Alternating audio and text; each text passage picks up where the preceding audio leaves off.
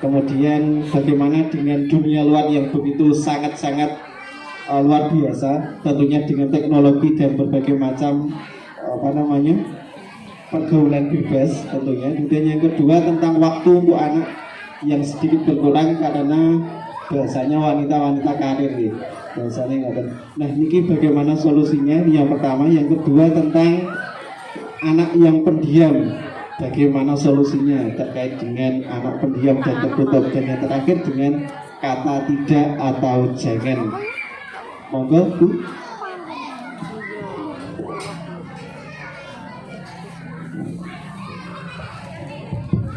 Terima kasih ibu-ibu semua, tepuk tangan untuk ibu-ibu semuanya yang sudah merespon dan bertanya. Ini menjadi tambahan ilmu buat saya tentunya.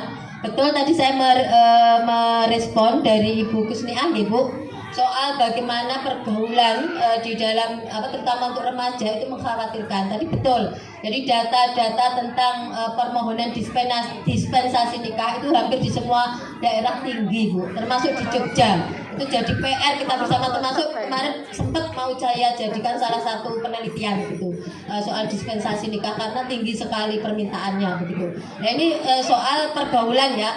Sehingga di dalam agama, Bu, kalau kita mau kembalikan kepada konteks agama, sesungguhnya itu adalah masuk dalam, kalau tadi ada 5 maqasidus syariah, ulama-ulama baru, ulama-ulama kontemporer itu menambahkan hifdzul bi'ah, menjaga lingkungan. Gitu. Lingkungan itu apa? Termasuk lingkungan sosial anak gitu.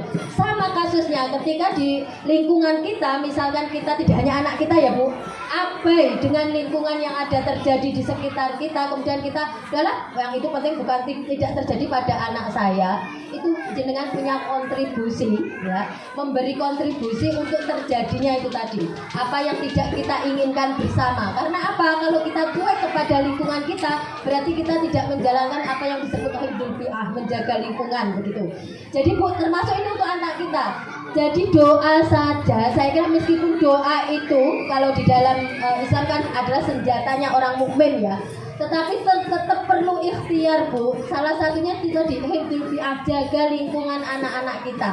Pergaulan anak-anak kita itu ditanya, Bu. Kalau anaknya mungkin tidak seintrovert putrane Bu Sinten, Bu Alfiah tadi ya, yang anaknya terbuka, itu ditanya siapa temannya, bergaulnya di mana, mainnya kemana. Itu adalah salah satu ikhtiar kita menjaga lingkungan anak-anak kita. Hifdzul bi'ah ini penting. Kenapa? Karena anak-anak yang itu punya persoalan di kehamilan di luar nikah, kehamilan tidak dikehendaki, itu rata-rata Bu berangkat dari keluarga yang tidak lekat.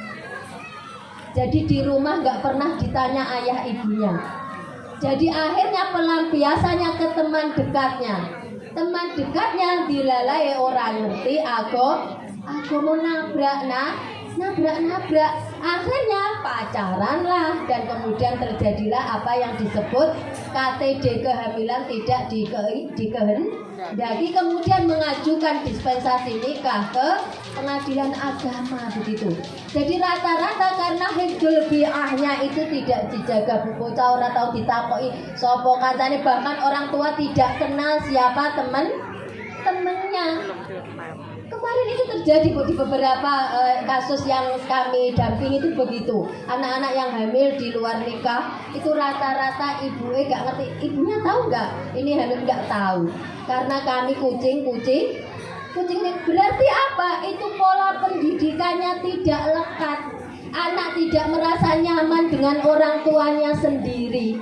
Akhirnya nyari kenyamanan di luar, dan dia mendapatkan kenyamanan itu, akhirnya kebablasan. Itu yang pertama. Jadi hifdzul bi'ahnya tidak dijaga. Yang kedua, anak-anak itu tidak tahu hifdzun nasli, tidak tahu hak-hak kesehatan reproduksi, sehingga dia tidak tahu bagaimana menjaga tubuhnya, melindungi tubuhnya. Rata-rata SMP saya tanya tidak tahu kenapa dia hamil, dikira begituan tidak menyebabkan hamil. Jadi nggak paham, Bu, dia itu bahwa kalau melakukan seperti itu konsekuensinya adalah hamil. Sehingga kemarin kita bikin program, Bu, namanya Sukses GF, sosialisasi kesehatan reproduksi dan cegah stunting untuk remaja. itu mengajarkan di situ bagaimana anak-anak melindungi dirinya agar tidak terjadi kehamilan. Kalau ada laki-laki lain jenis sudah mulai pegang-pegang, no, diajarkan begitu. Kalau daerah sini sudah ada yang melihat dan mau melihat, no, itu diajarkan kepada remaja kita. Jadi dia tahu konsekuensi dampak ketika dia melakukan hubungan seksual. Karena tidak semuanya tahu, Bu, kalau dampaknya itu bisa begitu. Nah itu makanya Hifdzun Nasli adalah salah satunya turunan programnya itu adalah kesehatan reproduksi, karena mereka tidak tahu bagaimana proses manusia itu diciptakan begitu bisa hamil, tidak tahu dan tidak tahu bagaimana melindungi tubuhnya agar tidak diperlakukan, dilecehkan dan tidak dihormati oleh orang lain, itu tidak tahu. Kespro itu Bu ada yang perspektif Islam. Jadi nanti diajarkan di situ bagaimana Islam itu menjaga kehormatan manusia, walaqad karomna bani Adam, sehingga tidak boleh melakukan hal-hal yang itu mendolimi tubuh manusia, termasuk hamil dengan orang yang belum menjadi suami atau pasangan begitu atau istri begitu. Itu diajarkan di Kespro yang perspektif Islam, sehingga itu penting, Bu. Terus kemudian jadi tidak hanya doa, Bu, ada doa, ada ikhtiar, Hifdzul Bi'ah, yang kedua Hifdzun Nasli, yang ketiga tadi Bu Hifdzuddin, sesungguhnya menanamkan prinsip ke anak-anak. Jadi jenengan anak jenengan dolan sampai Australia, sampai Belanda, sampai London, nggak khawatir, karena dia sudah punya prinsip di otaknya bahwa yang seperti itu tidak boleh. Jangan tenang, Bu, kalau anak sudah punya prinsip. Bahkan saya kemarin melihat kasus-kasus seperti itu yang nunjukin anak saya. Bu, ini toh Bu, lihat Bu, ini loh Bu, banyak yang sudah hamil. Itu anak saya yang ini. Jadi saya ajak berdiskusi akhirnya. Nah itulah Bu pentingnya diskusi. Jadi anak tahu persoalan mana yang dilarang agama, mana yang tidak begitu. Lah karena anak perbudal sekolah, halo 5.000 pulang, balik beli HP-mu wis mbak tas nak. Dah. Gimana Bu, anak gak punya prinsip. Jadi anak harus sudah ditanamkan bahwa hidup itu harus ada prinsipnya, nak. Dimanapun kamu berada, jaga kehormatanmu, jaga kehormatan keluargamu, karena itu diperintahkan oleh Allah. Walaqad karomna bani Adam. Allah aja memuliakan anak Adam, masa dirimu tidak memuliakan dirimu sendiri? Begitu. Itu anak sudah punya prinsip. Kalau aku seperti ini pasti dampaknya begini. Kalau aku begini, ini tidak sesuai dengan prinsip begitu. Jadi itu penting, Bu. Jadi ini maksud saya, kalau kita pegangi prinsip, anak-anak dimanapun berada dia bisa menempatkan diri. Kita tidak perlu khawatir karena dia sudah punya prinsip-prinsipnya tadi Hifdzuddin. Dia tahu agamanya begitu. Dan itu harus didialogkan, jangan wis diajari nang sekolah nggak boleh, wis diajari nek ngono ki ra oleh. Tidak.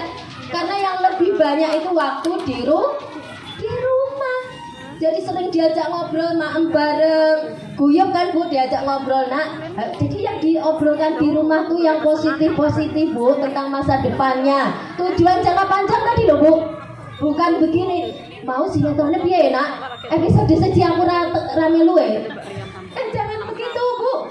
Itu isinya itu tadi menjuruskan anak kepada sesuatu yang itu tadi tidak baik atau negatif untuk anak. Ajak anak-anak diskusi hal-hal yang positif untuk masa depannya gitu, sehingga dia menjadi orang itu menjadi generasi Qur'ani, sudah punya prinsip gitu. Itu yang lebih penting sesungguhnya, karena kalau doa saja itu memang harus gitu ya, tetapi kalau dia tidak punya prinsip dan doa orang tua tidak kuat, khawatirnya oleng Bu, pengaruhnya lebih kuat daripada yang kita upayakan begitu. Jadi makanya prinsip pada diri anak itu penting ya Bu, sehingga anak itu punya namanya ini Bu, punya karakter. Jadi dia disegani karena menginspirasi, dia disegani karena punya prinsip begitu. Tumbuhkan anak-anak yang seperti itu ya Bu, biar anak-anak kita dimanapun berada dia memberi manfaat dan menginspirasi orang lain. Aku pengen kayak Mbak Kailo, ya Allah, cek Aliyah kok wis ngono ya, cek anu kok wis gitu ya. Itu tanamkan, contohkan, tidak harus yang buah-buah, yang sederhana, yang istiqomah. Ada anak Bu yang dia datang setiap majelis kayak gini cuma gelar kloso setiap anu, itu bisa jadi inspirasi buat orang lain. Jadi nggak harus yang wah-wah juara-juara, enggak. yang sederhana-sederhana anak diajari istiqomah, ngewangi bulali kalau nyapu aja. Setiap itu awakmu manfaat, setiap anak orang menginjak tanah yang kamu sapu, kamu akan mendapat pahala. Sederhana aja. Itu manfaat gitu. Kalau ibu saya dulu ngajarkan intan surullaha yang surkum. Nek kue ngurusi urusane wong kakeh, urusanmu diurusi pangeran. Itu saya pegang sampai sekarang. Dan saya sudah membuktikan memang benar berkah urusi urusan orang banyak. Nek jenengan sing diurusi awake dhewe, blonjone pira, bojoku mau cetan mbek sapa didelok HP-ne masalah jenengan ya sak ublek niku. Dikai ujian ya sak ujian niku. Tapi nek jenengan ngurusi tiang kathah, urusan rumah tangga ini jenengan insya Allah gitu Bu. Tapi ada caranya Bu, ratus-ratus Pak Ali mau ditinggal geledek orang masak orang repotan nggih. Niku ada caranya Bu, berbagi peran namanya. Lah ini soal yang menjawab kedua. Tadi kan dikatakan apakah perempuan pekerja itu memberi sumbangsih untuk tidak lahirnya generasi hebat? Salah Bu. Karena pada zaman Nabi ada seorang perempuan datang ke Nabi, ya Rasulullah, suamiku tidak cukup gajinya untuk menafkahi keluargaku, sehingga aku bekerja untuk suamiku dan anakku ya Rasulullah. Apa kata Rasulullah? Kamu dapat 2 pahala. Yang pertama, kamu sudah berbuat baik kepada keluargamu. Yang kedua, kamu bersedekah untuk keluargamu. Ganjarannya perempuan pekerja itu 2 Bu. Saya juga bekerja, suami saya bekerja. Ada caranya Bu, berbagi peran dalam keluarga. Ketika saya 2 minggu di Australia, yang merawat anak-anak suami saya. Tapi sudah punya apa Bu? Sudah punya ini tadi sistem gitu. Dia sudah tahu cara kerja di rumah itu. Tapi kalau suami tidak bisa diajak berbagi peran, jenengan tinggal no Australia 2 minggu Bu, berantakan kabeh.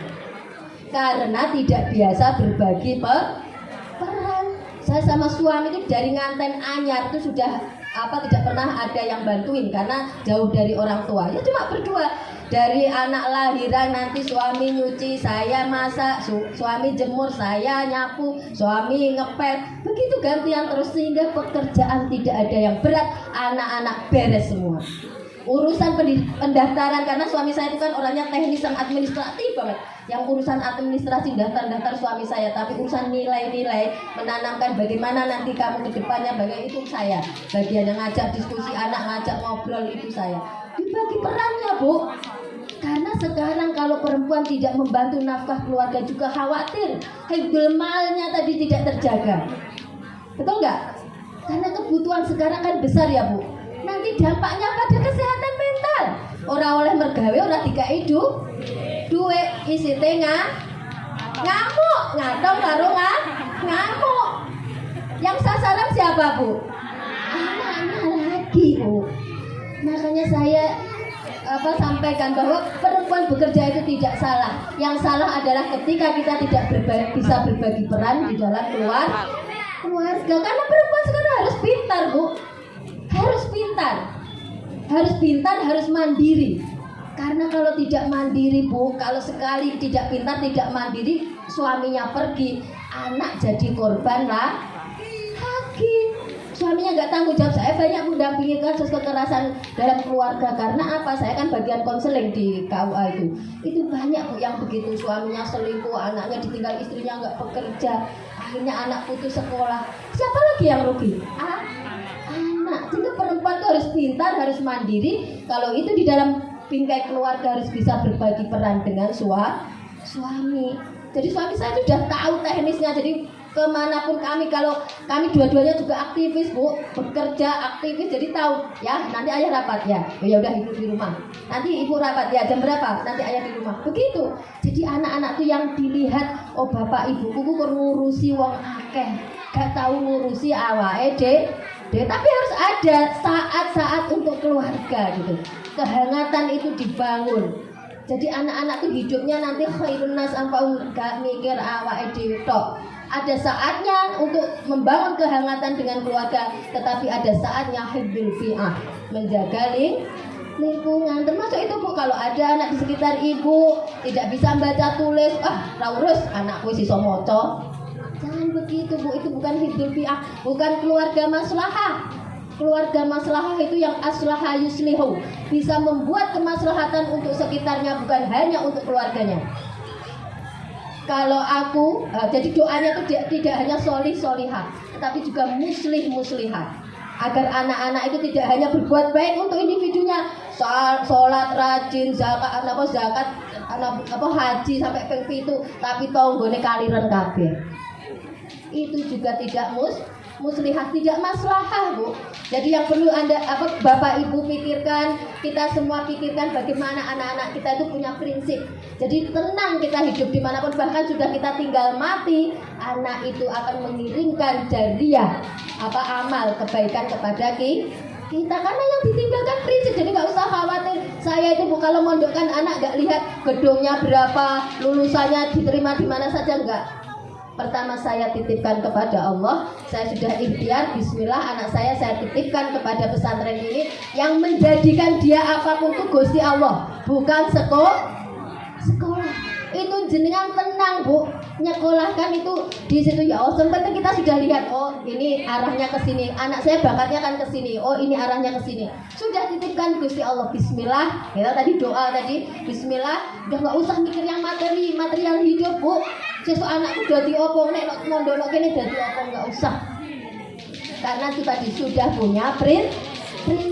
Itu enak, Bu, hidup jenengan juga tenang, nggak khawatir, nggak was-was begitu ya. Itu yang saya kira penting. Kemudian betul, Bu, soal regulasi tentang pornografi itu penting, semua orang harus menyuarakan, Bu, gitu. Semua orang harus menyuarakan, bahkan pemerintah itu sebenarnya, Bu, kalau jenengan buka YouTube yang kemudian ada konten yang tidak pantas dilihat, itu ada tandanya, betul, Bu? Ada kan? Kemudian ada yang nggak bisa diputar oleh anak di bawah umur. Tetapi, Bu, sekarang itu kan pinter, betul nggak? Tukang hack anak aja sekarang lebih pinter dari kita, Bu. Karena kita generasi kolonial, anak-anak generasi alpha yang lahir di atas tahun 2010. Generasi alpha itu cowopet, Bu, jenengan kayak nunal, Bu, kesuwen. Anaknya sudah selesai. Nah itu kalau jenengan nggak pinter, nggak belajar, anak-anak itu mengkhawatirkan, betul. Sehingga jenengan juga harus pinter, jadi tahu, oh ini loh cara memprotek gitu ya, hal-hal yang berbau porno gitu. Mungkin bisa belajar itu, Bu. Kalau biar anak-anak ketika mengakses HP itu tidak semua hal bisa dilihat. Itu pasti ada teknologinya begitu ya. Tetapi aturan pemerintah memang penting dan sudah melakukan itu tadi, banyak peringatan di dalam konten-konten yang tidak layak dilihat oleh anak. Tetapi sekali lagi perkembangan teknologi itu